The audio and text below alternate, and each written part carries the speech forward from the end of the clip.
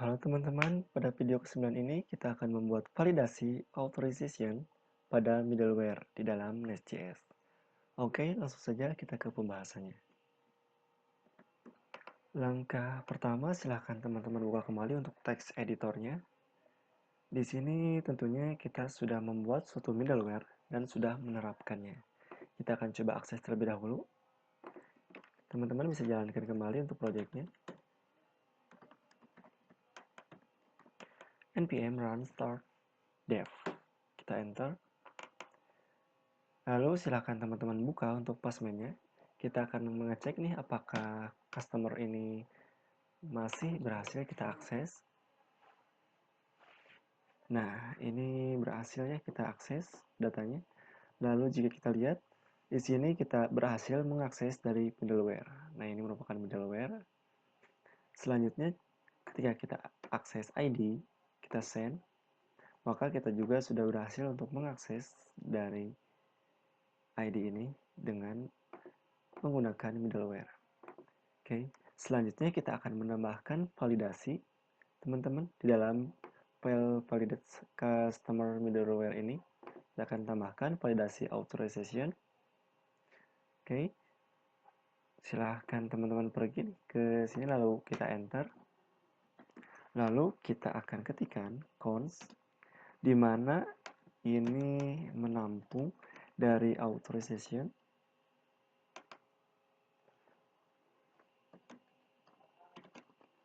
Oke, seperti ini teman-teman. Kita masukkan request header. Nah, seperti ini. Selanjutnya kita buat suatu kondisi di mana if tidak sama dengan authorization. Nah, lalu ini akan mengembalikan return res. Selanjutnya status 403. Lalu kita akan kirim send error. Lalu no authentication token provide.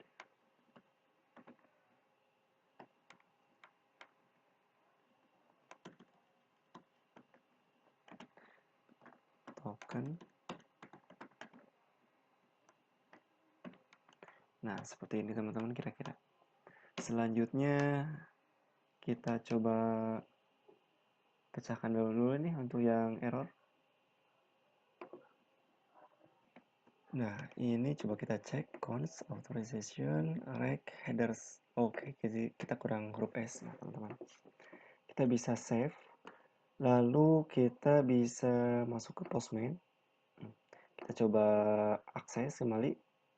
Nah, teman-teman, untuk sekarang kita sudah menggunakan authorization ya.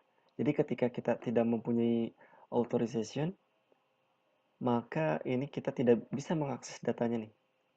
Nah, kita sudah menambahkan ini. Jadi jika tidak mempunyai authorization atau rec header, kita tidak dapat mengakses data. Coba kita cek untuk yang all. Nah, yang all juga sama ya teman-teman. Jadi sudah dilindungi dengan atau diprotect dengan authorization sebagai headernya. Selanjutnya untuk mengaksesnya kita bisa masukkan key seperti ini, lalu kita masukkan misalnya 123, lalu kita send. Oke, di sini masih tidak dapat mengakses ya. Karena memang kita salah memasukkannya teman-teman, harusnya di bagian header. Nah, di sini nih. Kita bisa masukkan nih untuk authorization di sini. Nah, kita misalkan kita masukkan value 123, lalu kita send. Nah, kita berhasil nih untuk mengakses datanya. Jika kita akses untuk data berdasarkan ID kita send, maka kita juga tetap bisa mengaksesnya. Karena di dalam header ini kita sudah menerapkan authorization. Nah, seperti ini kita coba send kembali dan tetap kita dapat mengakses ya teman-teman. Oke, selanjutnya kita akan coba nih untuk menerapkan dari value ini. Jadi ketika kita menggunakan authorization dengan value ini, maka bisa mengakses. Lalu jika selain value ini, maka atau value yang kita tentukan, maka kita tidak dapat mengaksesnya. Kita bisa saja nih 1, 2, 3, 4, 5 seperti ini, tapi kita juga masih dapat mengaksesnya karena kita belum menentukan dari value dari authorization itu sendiri. Oke, kita masuk lagi ke sini. Kita buat di sini, kita buat suatu kondisi ya, di mana if authorization, lalu kita masukkan, misalnya kita mempunyai value 1, 2, 3 ya untuk dapat mengakses datanya. Nah, selanjutnya ini next, kita biarkan di sini. Jadi ketika kita berhasil nih mempunyai value 1, 2, 3, maka jalankan atau dapatkan value datanya ya.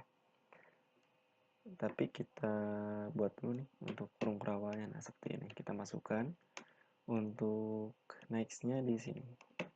Nah, selanjutnya else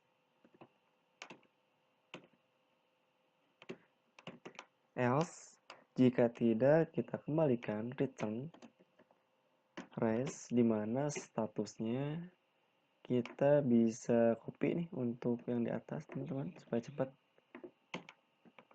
Nah, seperti ini sebentar terdapat sedikit, oh harus pakai titik ternyata teman-teman, lupa. Nah, seperti ini kita hapus. Nah, seperti ini nih untuk potongan dari kodenya. Oke, ini kita bisa hapus salah satu. Nah, seperti ini. Coba kita akses ulang nih untuk Postman. Lalu kita get terlebih dahulu 1, 2, 3. Nah, selanjutnya kita coba yang all. Ini masih bisa diakses. Nah, kita coba nih untuk menambahkan value 4. Nah, di sini terdapat no authentication token provide. Selanjutnya kita coba untuk ID.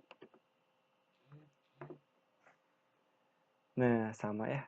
Jadi ketika kita mempunyai authorization, di sini sudah menerapkan di header, tapi jika value-nya tidak sesuai, maka ini akan tetap tidak bisa diakses. Seperti itu teman-teman untuk validasi dari authorization.